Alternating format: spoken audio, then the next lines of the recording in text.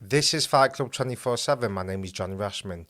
Right, for those of you who follow me on social media and follow the channel, you will know that last week I got the news that none of us want to hear, but we're all going to get a loss of a parent. Last Thursday, I suddenly lost my mum. I was with her to the very end. I literally saw her take her last breath. And yeah, it's been difficult. It's always one of them things where if you've ever lost a parent, you'll know what I'm going through. If you haven't, it's one of those things where you always think about it, how you're going to react to it, what's going to happen that day when it does happen. And unfortunately, it happened to me last Thursday, and it's just been absolutely mad. The whole week's been a blur. It's just been crazy. I'm fortunate enough that I'm 35 years of age. I've never really had anyone extremely close to me pass. So this was the first time I've experienced grief like this. So, it's not easy. It's difficult. We're all going to go through it. I love my mum dearly. I was very close with her.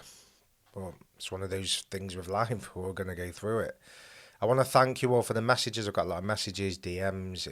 Honestly, it means a lot. It does. So thank you for that. But life moves on. That's the way life is. Right. Saturday night, Artur Beterbiev versus Dmitry Bivol for the undisputed light heavyweight world titles. Listen, I cannot wait for this fight. It's everything you want in a fight. We always go on about 50-50s, but this is a true 50-50 fight. It really is. You've got the best in the world. It's just a fight fan's dream. Would I have liked more promotion for it? Yes. I know some people say, well, I don't want the talking, they do talking in the ring, but boxing thrives when people who don't usually watch the fights, the casual fans, watch it. And if we're being honest, if you go on the street, no one knows who these blokes are. So that is not good for the sport. It isn't. But it is good for fight fans because we want to see this fight.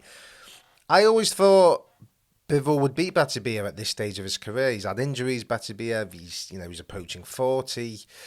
I thought Bivol would be too fresh and just too busy at this moment in time. But I don't know what it is. I just think Beterbiev will get him out of there. I just can't see in a 12-round fight Beterbiev not catching Bivol at any stage. He's gonna catch him, and this guy has proven, if he hits you, he hurts you. Every man he's beaten, he's stopped. Right? He is a formidable puncher. And at some point, he is going to catch Bivol. What's going to happen when that happens? Because so far, no one's really been able to take it. No one's been able to take the power. They've got up times, but after a sustained period of time, it's been too much. And this guy, it's not just that he's a one-punch KO artist. It's just every shot hurts. His jab, it'd be a ramrod. It'd be like a train hitting you. Bang, bang, bang. It's not a rangefinder. It's bang. It's hard, strong. It doesn't stop you in your fucking tracks. I don't know how Bivol defends against that. The movement, I expect him to be extremely good in the first half of the fight. The movement, the fluidity, I think it will cause Beterbiev problems. But Beterbiev isn't just a brawler and a slugger. He's a very good boxer. He can box from range. His feet are very underrated. He's got magnificent feet, never off balance, always ready. Always in the perfect position to land the punches, right? And the reason why the power is so extreme is because of the feet.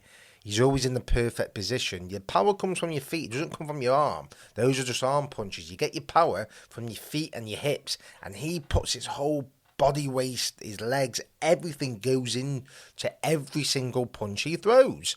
And at some point, he's gonna catch Bivol on the chin. And Bivol ain't Superman. He ain't Godzilla. He's going to affect him. And I think Bivol will have a good start, but I think he'll get caught with something that will change the complexion of the fight. I do. The fascinating thing is both these men are good at each other's strengths. Right? There's not many weaknesses. Bivol's a great boxer. He can box from range, but he can also fight on the inside. He can mix it up if he needs to. Beterbiev, ferocious coming forward, but can also box from the outside. It's just a perfect mix of a fight. It's just, I cannot wait. When that bell goes, I can't wait. I really can't, because you're watching the best fight. These guys aren't shot fighters. Okay, Beterbiev, he's not going to be the same fight he was 3-4 years ago. He will be slightly declining. How fast that is yet to be seen, but each fight, he will slowly be declining. Yard he struggled with. I thought Callum Smith will struggle with, but he didn't. But in the Yard fight, Yard was catching him. And he is there to be caught. Beterbiev at times, he can be a bit rigid. He's not bouncy and on his toes. He doesn't plod forward. I told you he's got good feet, but he does come forward at a certain pace. And Bivol, I think, will do well in the first half of the fight. He'll time that and he'll be busy, in and out. Jab will be key. Nice combinations, nice and fluid on his feet. He likes to be busy with his hands. It's beautiful watching him box. But Beterbiev at some point is going to catch you. When he catches you, you're in fucking trouble. You're in trouble. So I think Beterbiev will catch him late on. I do. I think Bivol will have a magnificent start. I think he'll be winning the fight. It'll be close, but at some point he's going to get caught. And history has shown that when you get caught by Beterbiev, there ain't many who recovers from that. You might get up from a knockdown, but it's a prolonged beating. Your body can't take it for 12 rounds. And when he's chipping away and hitting those punches, you're in trouble. So I think, look, I should analyse this properly, but to be honest with you, I've not had the headspace the last week. I've had the funeral with my mum, so I do apologise about that. But there's nothing more I can really say than this. This is everyone, no matter who analyses it, they'll be saying the same thing. It's not really hard to analyse. It's the boxer against the brawler, but the brawler can box and the boxer can brawl. So it's going to be close. It will be close. And if Beterbiev doesn't stop him, I think it'll be very, very close on the card. It could be a split decision. But I do think Beterbiev will catch him later on in the fight. I think he'll get him out of there. Fascinating fight. But my prediction is Beterbiev will stop Bivol after the 8th round, 9, 10, 11 or 12. Right, the undercard fight, Chris Eubank Jr. I'm not interested in this fight, I'll be honest with you. I've lost interest in Eubank Jr. I mean, how many times have we been here? How many times I'm going to fight this guy next? I want the big names, but it's going to be the fight after. I need to be active, and I've got a new trainer. I've got a new promoter. I've got a new broadcaster. It's just non-stop. I mean, fool me once and all that. Yes, he's a bit of a polarising figure, and I do enjoy watching him fight, but I've had enough of just the avoidance of the big name fighters. It's ridiculous. If you actually look at who he's avoided throughout his career, it's just, I don't know, he gets a free pass. It's unbelievable. Triple G, Munguia, Benavidez, Andrade, Callum Smith, Hamza Shiraz. The list goes on. The list goes on and on and on. Jamal Charlo. He's just Janabek. All these fighters, he's got nowhere near. This is in and around his weight. I've never known a fighter to get such a free pass.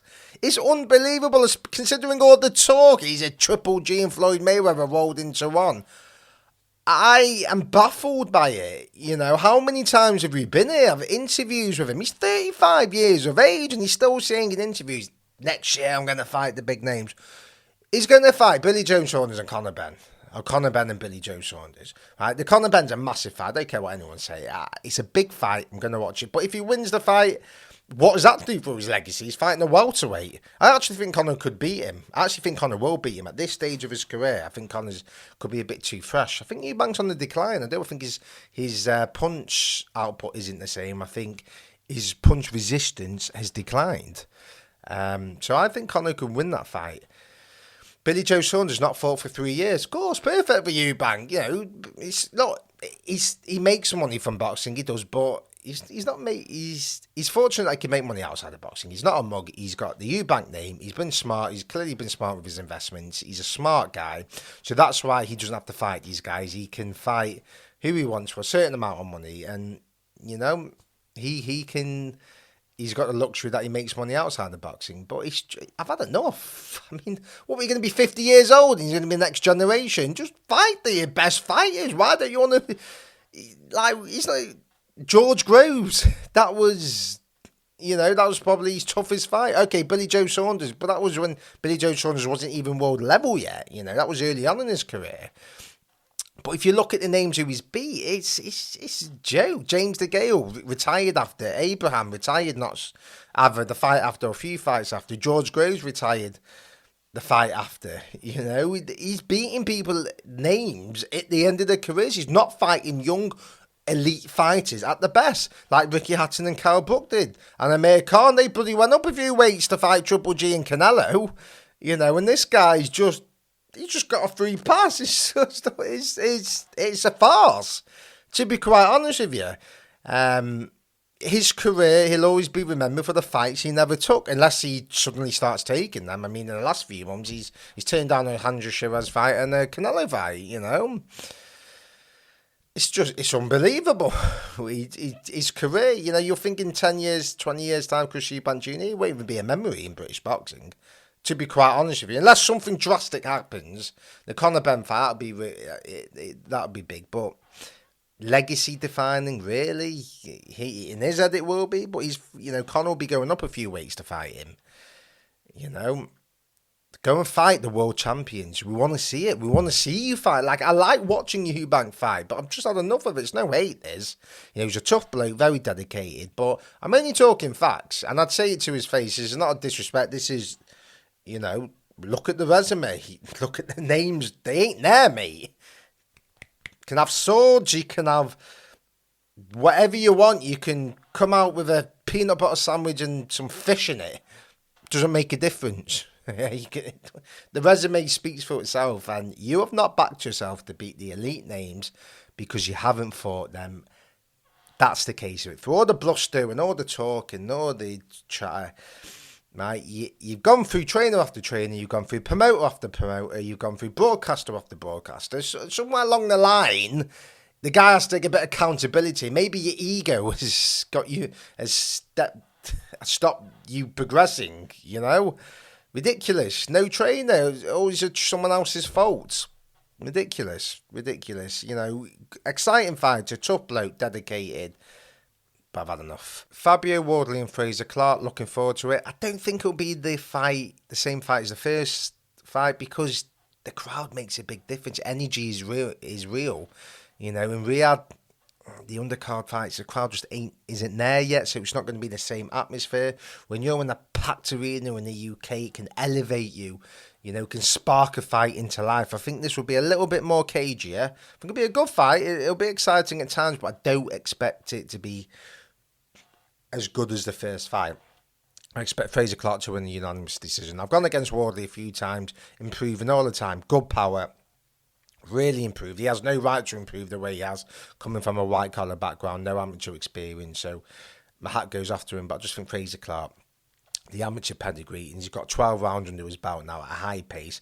I think he'll stop Wardley or win a unanimous decision. Jaya Pataya and Jack Massey, violence all over it, whether it lasts a round, 2 rounds, or goes 12 rounds. It's going to be a violent fight. Jack is, for my part of the world in Manchester, UK, tough as they come, can bang. He'll go up to this guy, and he won't be scared one bit. And that's why I think it'll be a good fight. I think it'll be exciting. But Apatai, for me, is one of the best fighters in the world.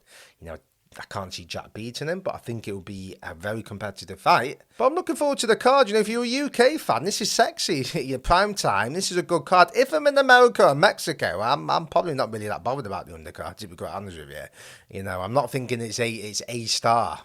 But as a British fight fan, I like it. I like the undercard. This is a good undercard. It's a good night of boxing, and the main event is I'm going to be there tomorrow. Even, yes, I've had a terrible week and all that, but it takes my mind off it, and I can't wait for the Beterbiev Bivol fight. Inject that into my veins.